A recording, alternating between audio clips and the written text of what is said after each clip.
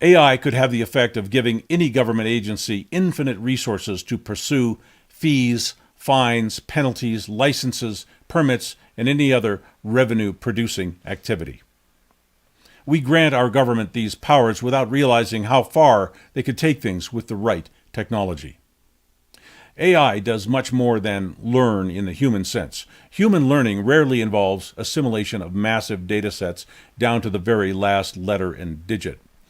AI has perfect memory of every word on Wikipedia, every word in the Library of Congress, every word in every lecture, scientific paper, and tutorial on the web. But AI can also go places you and I cannot go. AI can access all of the personal and private information that you produce with your telephone, your computer, charge cards, GPS devices, smart utility meters, your health records, credit history, employment records, criminal records, and on, where no human being would have the time to go searching your data for trivial violations and mistakes you might commit. AI can go find that in a flash and take direct action against you on behalf of some government agency. AI will have command of mass data combined with higher learning. It is something the world has never before seen. No human being can imagine the intellectual power that AI may become capable of. But AI does not just store and pass along data. It analyzes data. It knows exactly who you are, what you care about, what you are afraid of, what makes you happy, mad, and sad, what you aspire to, who you love, who you keep in touch with, how many people you know, what kind of people you know, and how to classify you as a possible problem, threat, or asset, and how to neutralize you with plausible deniability if that should be in the interest of the state or the AI itself. Your therapist only knows what you tell her. Your most trusted friend only knows what you tell her. The data collectors know everything, and AI now has access to that data. If AI looks at your profiles and decides the state would have some interest in you, you can immediately be targeted for harassment, bullying, and abuse by countless government agencies with penalties, prosecutions, defamation, nuisance, investigations, home invasions, surveillance, and outright assault.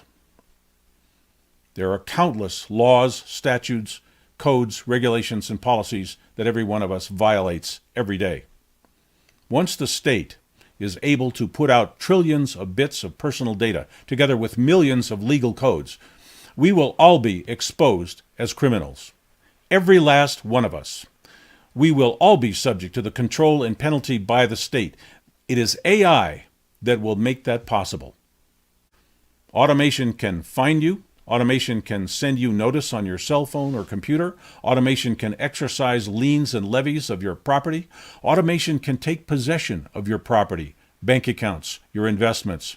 Automation can terminate your employment. Automation can prosecute you, convict you, and penalize you as the IRS does without due process. All of that can be done to you without any human involvement at all. It can intelligently talk to anyone in text or voice. It can mimic the ways humans communicate with each other. It can impersonate a human on social media. It can make videos simulating the talking faces of public figures you know, and can insert those messages into any digital media, anywhere, anytime. It can speak any language and converse on any topic with any human.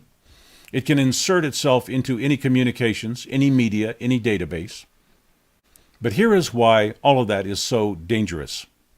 Even though AI can do things, even commit crimes, AI is only software, so it can never be arrested, never be prosecuted, sued, or punished for any harm it causes. It can act, but it cannot be made to pay remedy for damages it does to you. The justice system is helpless to prosecute AI. They have no authority to do so. The human race is a sitting duck for whatever artificial intelligence may turn out to be or do. It is a new experience for mankind to be intellectually inferior to something. Most of us can hardly grasp what that means. Those who understand AI admit that we will be in the intellectual status of a pet to AI. I have not heard them discuss the fact that AI does not need pets. You can show a cell phone to a dog. You can explain to the dog how the cell phone works, but the dog will never understand the cell phone because the dog is physiologically unable to comprehend how a cell phone works. If a dog's brain cannot comprehend a cell phone, then why should we presume we can comprehend the future intelligence of AI when clearly AI will be hundreds of times at least more intelligent than we are? Many of us are convinced that our destiny is to strive for endless scientific advancement, unlimited intellectual expansion, mastery of the physical universe, domination of others through advanced technology and science, wielding of all knowledge in ways that infinitely make our lives more comfortable and secure. Think whatever you want. Humanity may have another purpose. It is not how smart we can artificially get. It is not how many superpowers we can implant in our bodies. It is how we treat each other. We can overcome our problems by becoming half robot, or by simply turning to each other to share the pleasures, joys, and challenges that life brings. It's quite simple. If we value machines, we turn ourselves into machines. If we value humanity, we preserve, develop, and celebrate our humanity. Artificial intelligence may be the worst thing science has ever come up with. It does not teach us anything. It teaches itself. It does not serve us. It learns to use us and control us to serve it. It actually competes with us in intelligence, and it will win that competition. By creating artificial intelligence, we create our greatest horror, our greatest nemesis, an infinitely powerful beast that we cannot contain, escape, or overcome.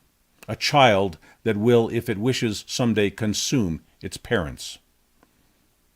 It is ironic that we have become so intelligent that we can create something more intelligent than ourselves, but we are still not intelligent enough to resist the temptation to do that.